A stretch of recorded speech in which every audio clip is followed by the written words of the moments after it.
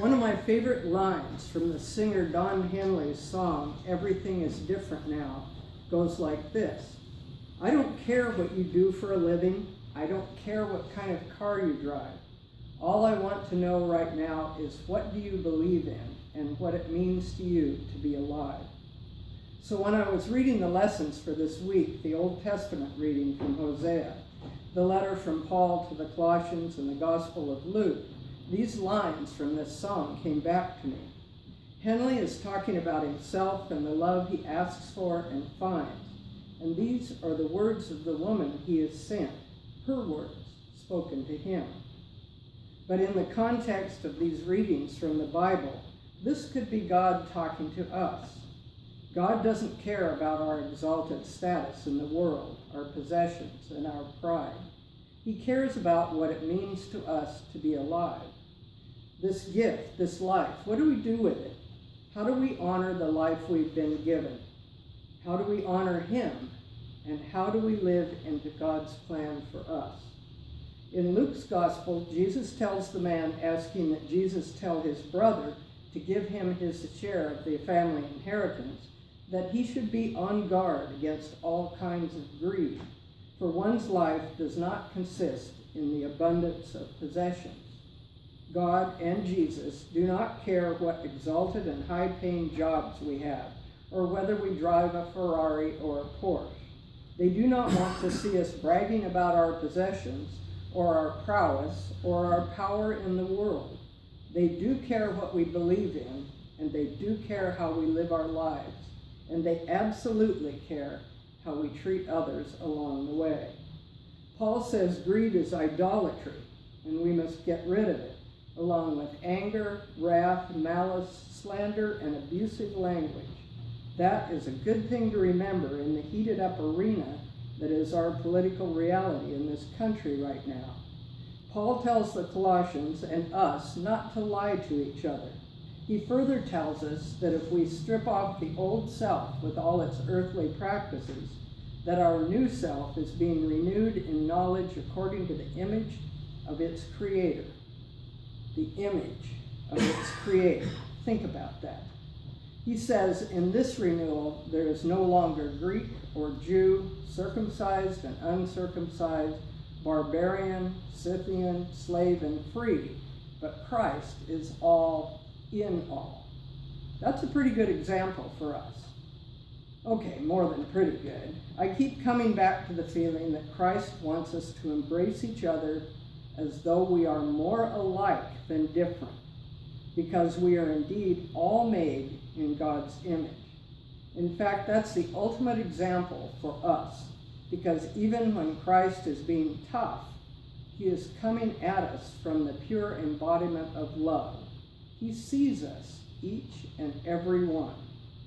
In the first reading from the Old Testament, God sees his people turning away from him, and he thinks about punishing them.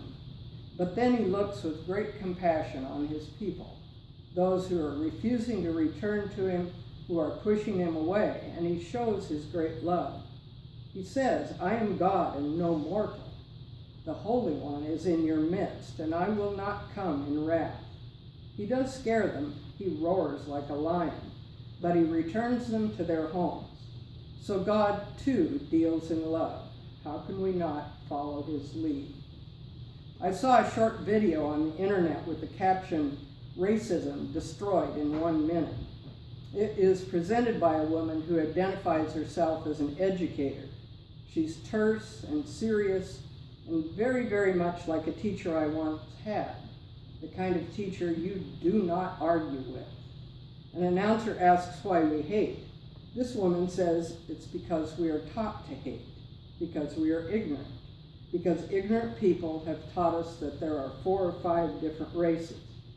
She says there are not 4 or 5 different races. There is only one race on the face of the earth, and we are all part of that race, and that is the human race.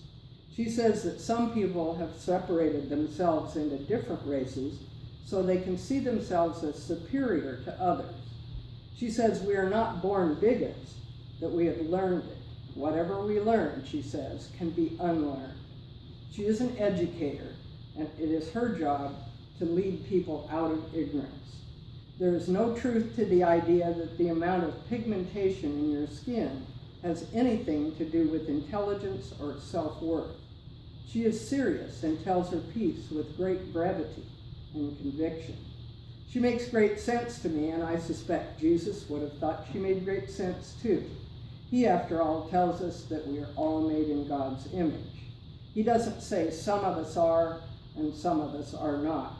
He doesn't tell us to act superior to others. In fact, he says the opposite.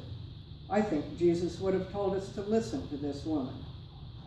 It made me think of a book I read long ago called The Family That Nobody Wanted. It is a true story about a minister and his wife who couldn't have children, but they wanted them. They adopted a little blonde-haired, blue-eyed boy who looked like them. But then when they wanted another child, they were told that those kind of children were in short supply, and they should be content with what they had. So they fought to begin adopting the kids that nobody at that time wanted, those of mixed parentage, the little ones with birthmarks and disabilities, those who were too old or too scarred, the children that nobody wanted. They ended up with 12 adopted kids who looked kindly at others, their friends, the ones whose mothers had to go to the hospital to get a baby. They all got to go on a train to get another child for their family. At one point, the mother is telling one of the younger children, who has brown skin and has been suffering taunts about her color, how God put all the newly made humans in the oven to bake them. The white ones are lightly done, and the black ones are more done, and the brown ones are just a beautiful toasty color, she says. She isn't putting one color over the other, just explaining her daughter's skin color to her in terms she can understand, like the cookies she helps her mother bake. I've never seen the sense in feeling superior because of pigment in my skin or lack thereof. But then my mother and dad raised me to know that color didn't define your worth, that women were just as capable as men, and that what you did in your life was what defined you. I was even taught that being smart didn't make you superior, and that, in fact, it didn't mean much unless you used your mind in positive ways. It could even be considered a waste if you didn't use it. And as a teacher, I saw too many instances of children with limited IQs who worked so hard with the little that they had, while others who were gifted did nothing with their minds. There were times I felt that if I had the ability to do so, I would have switched out a few brains and let those who tried so hard use that which was wasted on others. Not my talent, not my choice, not my miracle, but it was tempting to think about. The song, Psalm 107, speaking of God, says, "He put their feet on a straight path to go to a city where they might dwell." God can do that if we just listen, put our feet on the straight path. And we can help others onto that path by treating them as equals, as people of worth, no matter their ethnicity, their gender or sexual orientation, their color, their economic status or possessions, their religion or lack of, or their political beliefs.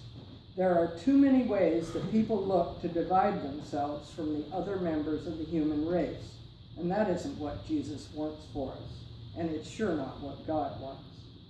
Henley continues in his song, "It's sweet to know," he says, "the wisdom that living brings, since I got a telegram from the God of simple things." The message is simple. Don't treat the people the way you should with the love you should show them because they deserve it.